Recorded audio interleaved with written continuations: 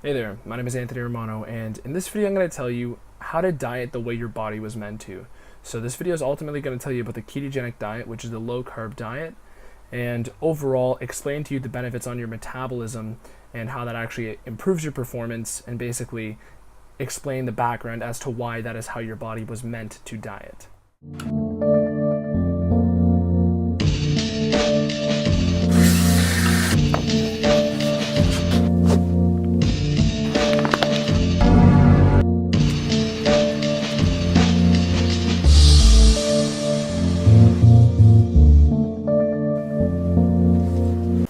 So I talk a lot about the ketogenic diet on my page, but in general, to understand it is the low carb diet, and when you stop eating carbohydrates, your body's going to start relying on all of its energy needs through your own body's fat, and also from fat you're eating in your diet.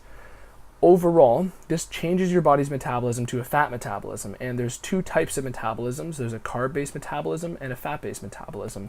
But overall, the reason why this is the way your body was meant to diet is because you typically end up eating larger amounts of fat on this diet. You don't need to go high fat. It doesn't need to be a high fat diet. All you need to do is get into ketosis by cutting out carbohydrates. However, with humans in evolution and in nature, they typically weren't having access to the amounts of carbohydrates that we do nowadays. So fruits would only be seasonal depending on what part of the world you're from, and there typically wouldn't be large amounts of grains available, or any sort of agriculture or large-scale farming throughout most of humans' history.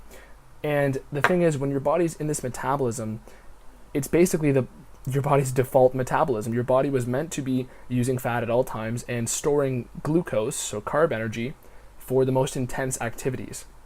Of the studies done on a fat-adapted keto diet, because there's very few, but of the ones studied, they've all shown that you can store more glycogen in your muscles and use it more efficiently and effectively, and use your fat more effectively when you're on a keto diet. So when you're fat adapted, what's going to happen is your body's going to start storing those carb energies from the various greens you're eating, and also from the excess protein you're eating. So if you eat more protein, you're going to store up more glycogen, and overall, this will allow you to be able to hit large, longer, more intense workouts, because your body's going to be using fat for majority of the workout, and then for the most intense bits, you're going to actually start using the stored carb energy. So overall, what this looks like is you can have a day where you have plenty of energy to go through the entire day, and you can hit an intense workout, you can hit a cardio workout. For me today, I just did soccer for about 2 hours, and then I went to the gym and hit some new PRs on all my chest lifts. And the theory behind this is our bodies were made to run on fat. Our body is literally saturated animal fat. And when you're eating, think of humans in nature. If there wasn't a large amount of food available, their body would have to be very effective at burning that stored saturated animal fat.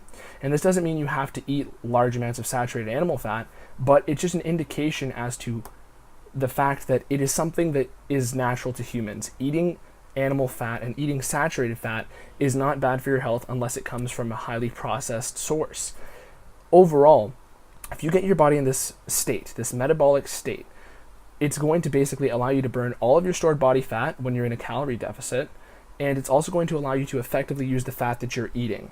So overall, your body, when it's fat adapted, is going to be way better at using both low intensity energy to moderate intensity energy, which is going to be fat, and it's going to be more effective at using carb energy, which is more so for high intense activities. So overall, opposed to a carb-based diet, which is what most people do on YouTube, which is the if it fits your macros approach, you're typically going to be undershooting the amount of carbs your body needs. So if you're in a carb-based diet, you don't want to be limiting the carbs, because that's your body's sole energy source. Your body isn't able to use fat as effectively as a fat-adapted keto diet. So when people tell me if they're going to do a carb-based diet, I say don't limit the carbs. If you're going to do a no-carb diet, then follow through with it and go all the way. But if you're not, then include those carbs, because that's your body's sole energy source.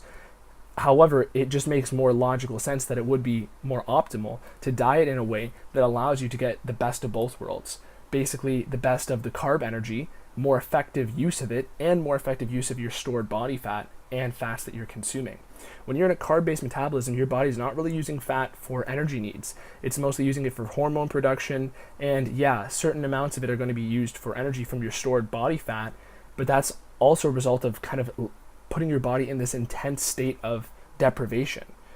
Like I said, our bodies are made of fat, and they're made to run effectively with that fat. Doesn't mean you have to do a keto diet for your whole life, but it means that your body has the mechanisms to effectively use a fat metabolism. So overall, I can give more historical context that, you know, many tribes, many cultures in society did use predominantly fat and protein as all of their macro makeup of their food.